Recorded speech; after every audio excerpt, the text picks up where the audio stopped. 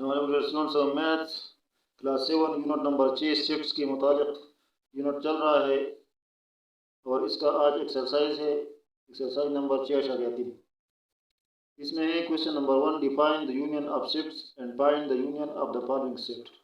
तो union of shift के मुताबिक यहाँ पर बात हो रहा है कि शिफ्ट्स का यूनियन क्या होता है और 2 या 3 या 2 से ज़्यादा शिफ्ट्स का यूनियन किस तरीके से लिखा जा सकता है और यूनियन किस तरीके से किया जा सकता है। तो इसको हल करते हैं।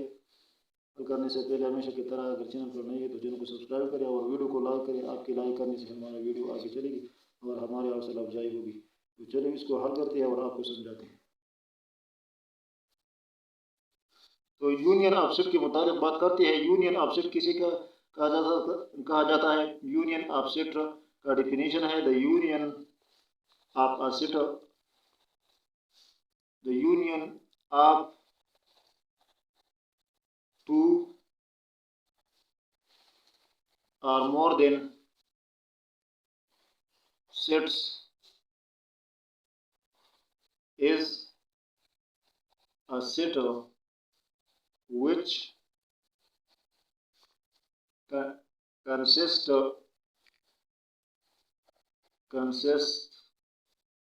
of all the element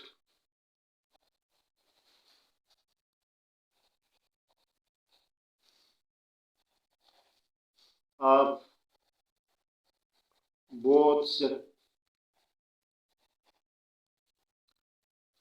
दो या दो से ज़्यादा सीटों का यूनियन एक ऐसा सीट होता है जो उस तमाम सीट की, जो अगर दो सीट आपका यूनियन करते, आप दो सीटों का यूनियन करते हैं या 3 का यूनियन करते हैं, उसमें जितने भी एलिमेंट है वो सारे को इकट्ठा करके एक सीट में लिखने को यूनियन ऑफ सीट कहा जाता है। मिसाल के तौर पर हमारे पास एक सीट है ए और ये बराबर है A B C D. For example ये 4 एलिमेंट इसमें है और बी हमारे पास एक सीट है और उसमें एलिमेंट है C D E F G. ये एलिमेंट इसमें है और ये 4 एलिमेंट इसमें है। तो इन दोनों का ए और बी का यूनियन हम इस तरीके से लिखेंगे, ए यूनियन, ये यू की शक्ल का इस तरीके से इसको यूनियन करें। ए यूनियन बी हमारे पास बराबर है किसके, ये इसका एलिमेंट लिखिए ए, फिर बी, फिर सी इसमें भी है और इसमें भी है, तो इन दोनों से आप एक लिखिए तो सी, फिर डी इस ए में भी है और बी में भी है तो इस डी को लिखिए एक मरतबा और आगे जो है बी का एलिमेंट जो है E F G.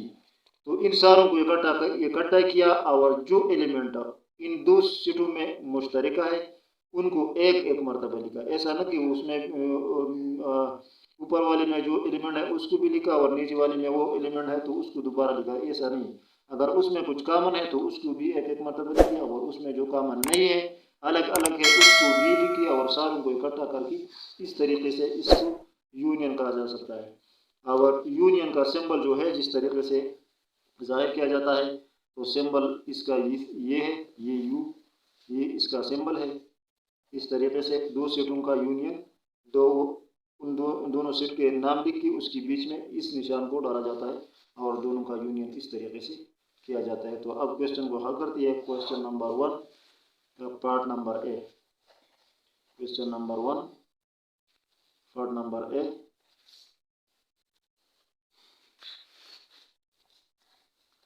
Part number A में हमारे पास सीट ए बराबर है 2 4 और 6 की और सीट बी बराबर है हमारे पास 1 3 और 5 और 7।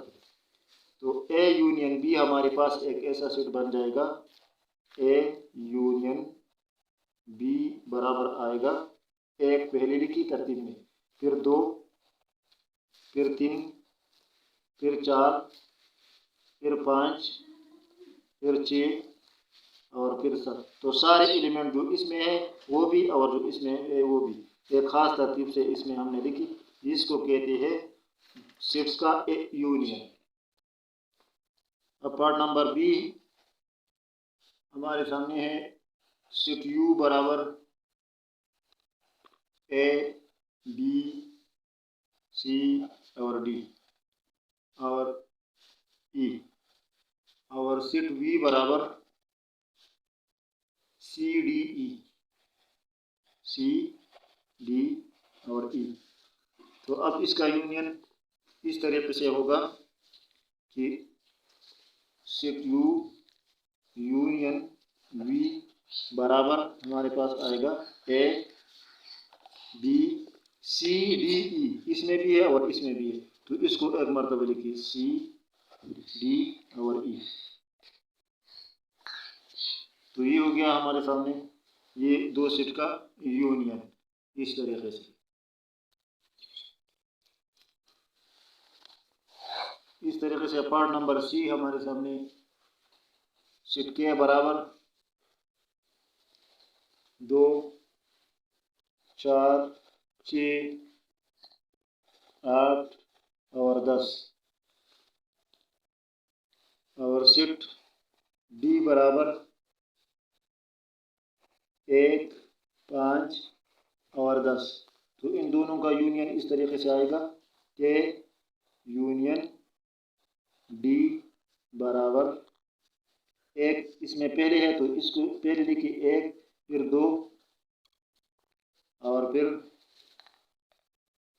4, फिर 5, इस वाला ये लिखिए, और फिर 6 तरतीब से लिखिए, और फिर 8 और फिर 10, इसमें भी है और इसमें भी है।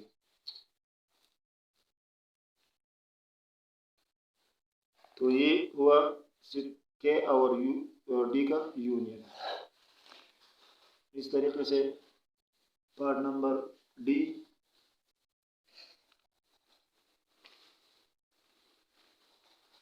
सेट जेड बराबर 0 प्लस माइनस 1 कामा प्लस माइनस 2 कामा प्लस माइनस 3 कामा प्लस माइनस 4 कामा प्लस माइनस 5 और आगे इस तरह कंटिन्यू। तो ये इंटीजर का सेट बन गया। और सेट x बराबर -1 -2 -3, और सेट y जो है ये हमारे पास बराबर 1 2 3 1 2 3 4 5 6 7 8। तो अब इन तीनों का z union x union y बराबर हमारे पास सामने आएगा किस चीज़ की, इसकी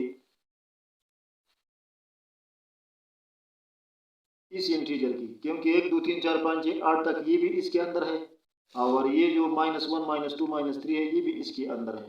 यहाँ पर +0 है और +-1 है, तो ये +1 भी है और -1 भी है।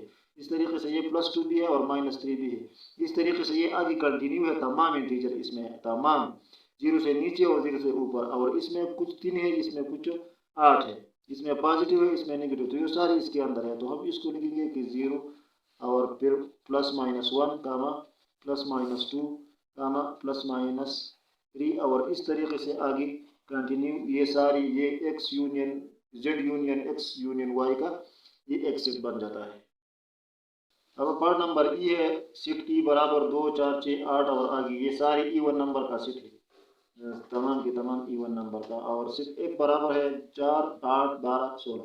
तो ये कंपोजिट के चंद नंबर है, 4 नंबर है, कंपोजिट भी है, इवन भी है। और इस तरह सेट n बराबर 1 2 3 4 5 6 ये आगे कंटिन्यू है। तो इस ये नेचुरल नंबर का सेट है, तमाम के तमाम नंबर, इसमें इवन भी आती है और इसमें ये कंपोजिट नंबर भी आते हैं और सारे इसमें आते हैं। तो हम इन तीनों का यूनियन इस तरीके से करेंगे कि E union F union N, इस सारे को बराबर करके हम ऐसा लिखेंगे 1 2 3 4, क्योंकि ये जारी नेचुरल नंबर है तमाम, 5 6 7 8 9 10 11 12 13 14 15 16, ये 16 तक हम यहाँ तक होंगे और आगे ये आगे भी जारी है क्योंकि ये तमाम नेचुरल नंबर का सेट है। तो ये बन गया इस 3 सेट्स का एक यूनियन सेट। जो इसमें जो एलिमेंट है वो भी इसके अंदर आ गई, जो नेचुरल नंबर के उसमें वो भी इसमें आ गई, और जो ये कंपोजिट नंबर है वो भी इसके अंदर आ गई, और सारे आगे तमाम ये सेट इसके अंदर आते हैं और हर एक एलिमेंट एक एक मरतबा लिखा जाता है। तो ये हुआ सेट का यूनियन करना। उम्मीद है कि आपको समझ आ गया होगा। अब क्वेश्चन नंबर 2 है define the intersection of sets and find the intersection of the following sets. तो पहले डिफाइन करिए कि इंटरसेक्शन ऑफ सेट क्या होता है और फिर इन नीचे दी गई सेट्स का इंटरसेक्शन आप करें। तो इंटरसेक्शन ऑफ सेट, और ये आपने पहले भी वो ओवरलैपिंग सेट में आपने कुछ पढ़ा था, जो सेट एक दूसरे पर ओवरलैप हो रहा हो उसमें कुछ एलिमेंट मुश्तरका हो, तो वो जो एलिमेंट उसमें मुश्तरका हो उसको अलग करके निकाल कर उसको कहते हैं सेट्स का इंटरसेक्शन। तो ये यहाँ पर यह डिफिनीशन हम लिखते हैं, intersection of set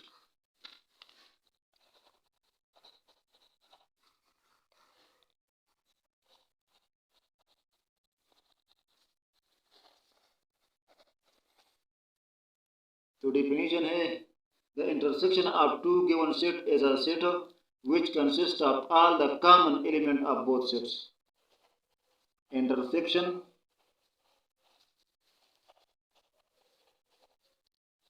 of sets is a set which consists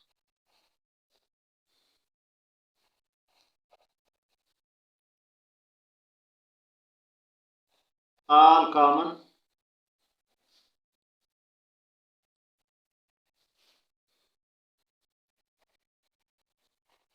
element of both set।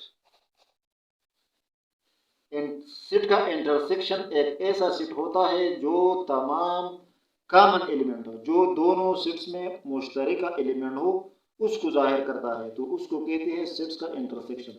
और इसका सिंबल इस तरीके से है, ये हम ओवरलैपिंग सेट में हमने कुछ किया था, यूनियन ये उल्टा करके यू की शक्ल में करके फिर इसको यूनियन का सेट सिंबल है, और अगर इस तरीके से लिखाए तो ये इंटरसेक्शन है। तो इसको अब इस क्वेश्चन से आपको मज़ीद डिस्कस करते हैं कि ये इंटरसेक्शन किस तरीके से किया जाता है। तो पार्ट नंबर ए हम क्वेश्चन नंबर 2 का पार्ट नंबर ए हल करते हैं। पार्ट नंबर ए में है सेट ए बराबर 0 1 2 3 और सेट बी बराबर -3 -2 -1 और 0। और तो ये इन दोनों सेट्स का इंटरसेक्शन करना है। तो अब ए इंटरसेक्शन बी हमारे सामने इस तरीके से आएगा। ए इंटरसेक्शन बी हम इस तरीके से करेंगे कि इसमें कॉमन आप देखिए तो 0 1 2 3 यहाँ पर ये 4 एलिमेंट है और यहाँ पर भी ये 4 एलिमेंट है। इन दोनों में कॉमन क्या है, ये 0 है, तो ये 0 हम इनसे कॉमन लेकर ये हुआ ए इंटरसेक्शन बी। इस तरीके से आप अगर दो सेट है आपके पास या 3 सेट है, उसमें जो जो एलिमेंट कॉमन है उसको सिर्फ निकाल कर एक अलग सेट में लिखिए, तो उसको कहते हैं सेट्स का इंटरसेक्शन। पार्ट नंबर बी हल करते हैं। पार्ट नंबर बी में सेट पी बराबर है हमारे पास 1 2 और आगे 10 तक, ये नेचुरल नंबर है 10 तक। और सेट आर बराबर है हमारे पास 1 3 5 7 9। तो शिफ्ट आर में ये चंद नंबर है और शिफ्ट पी में तमाम 10 तक तमाम नेचुरल नंबर है। तो इसका इंटरसेक्शन हम इस तरीके से करते हैं कि पी इंटरसेक्शन आर हमारे पास बराबर आएगा, ये एक इसमें भी कॉमन है, इसमें भी कॉमन है, तो एक इसमें ये आगे 3 भी आता है क्योंकि 1 से 10 तक के तमाम से, तो 3 भी इसमें कॉमन है। फिर 5 में इसमें भी आता है और इसमें भी आता है, तो 5 भी कॉमन है। इस तरह सब इसमें भी है और इसमें भी है, तो सब भी कॉमन है। और 9 इसमें भी है और इसमें भी है, तो 9 भी कॉमन है। तो ये कॉमन एलिमेंट हमने उठाए, तो ये तकरीबन आर के बराबर आ गई, तो ये पी इंटरसेक्शन आर हो गया। इस तरीके से पार्ट नंबर सी अब हल करते हैं। Part number C set S बराबर हमारे सामने ये 2 6 10 14 16, तो ये सेट एस हो गया। और सेट टी बराबर 4 8 12 और 16, तो ये 2 सेट हो गए हमारे पास। अब एस इंटरसेक्शन टी हम फाइंड करते हैं, तो इसमें कॉमन क्या है, ये 2 इसमें नहीं है, 6 इसमें नहीं है, 10 से 14 16, यहाँ पर 12 16, तो इसमें सिर्फ 16 जो है ये कॉमन है। तो 16 को हमने निकाला, सिर्फ ये एक एलिमेंट जो है इसमें भी है और इसमें भी है, तो ये हुआ इन दोनों का इंटरसेक्शन। सिर्फ एक 16 इस दोनों सीटों में कॉमन है, तो ये हुआ पार्ट नंबर सी। अब पार्ट नंबर डी फाइंड करते हैं। सेट एक्स बराबर 3 5 7 और 9 की, और सेट वाई बराबर 1 2 3 की, और सेट डब्ल्यू बराबर हमारे पास 0 1 2 और आगे तमाम होल नंबर की। तो अब इन तीनों का इंटरसेक्शन करते हैं, तो इसमें x intersection y intersection w हमारे पास बराबर किसके आएगा। अब देखो 3 यहाँ पर भी है, यहाँ पर भी है, और इस होल नंबर में भी ऑलरेडी 3 है। एक जो है इसमें नहीं है, इन दोनों में तो है, तो सिर्फ 3 इसमें कॉमन है, तो 3 हमने कॉमन लिखा। ये हुआ x intersection y intersection w। तो ये उम्मीद है कि आपको समझ आ गया होगा। एक पार्ट ई रह गया है, आप खुद इसके हल करने की कोशिश करें। कॉमन फैक्टर को निकालिए, अगर 2 सीटें 3 हैं, जितनी भी सीटें इन सब का इंटरसेक्शन करना, ये मतलब ये है कि इन सब में एक जो एलिमेंट कॉमन है उसको निकालें। तो आज के लिए इतना ही, ये एक्सरसाइज काफ़ी लंबा है, आगे इंशाल्लाह अगली वीडियो में पढ़ेंगे। Thank you.